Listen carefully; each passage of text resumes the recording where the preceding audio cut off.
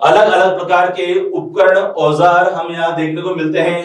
उद्यान में बागवानी के अंदर काम आने वाले अलग अलग प्रकार के जो उपकरण होते हैं, बाल्टी, ट्रॉवेल, हैंड हो, रैक, कुदाली, फावड़ा, फंवारा आदि सभी चीजें हमें इस बागवानी के अंदर और फसल के अंदर खरपतवारों को हाथों से उखाड़ने के लिए, निराई गुड़ाई करने के लिए भी हमें खुरपी और फावड़ों की आवश्यकता पड़ती है।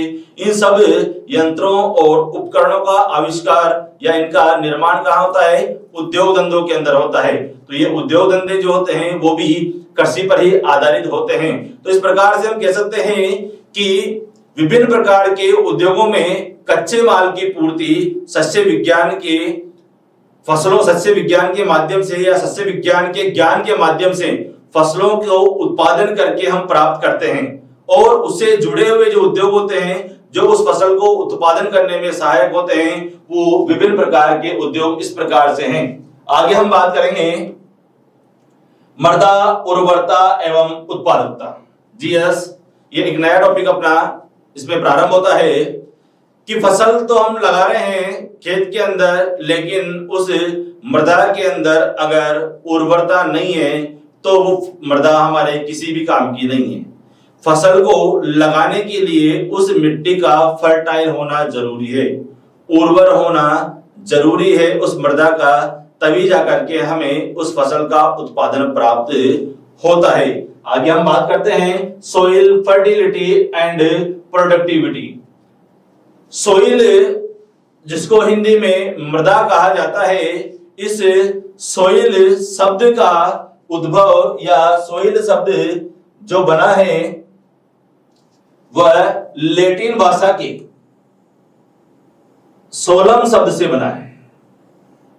लैटिन भाषा के सोलम शब्द से बना है सोइल, और सोइल का अर्थ जो होता है वो आपके फर्श यानी कि फ्लोर। इस धरती के ऊपर, इस पृथ्वी के ऊपर एक फर्श के नुमा एक मिट्टी की एक चादर बिछी हुई है, जिसके अंदर अनेक प्रकार के कार्बनिक पदार्थ, सूक्ष्म जीव उपस्थित हैं, जो एक प्लांट को आधार प्रदान करते हैं, पौधों की जड़ों को थाम के रखते हैं, उन्हें जकड़े रखते हैं, बांधे रखते हैं और एक पौधे को सीधा खड़ा रखते हैं, तब जाकर के वो फसल के रूप में हमें प्राप्त होती है।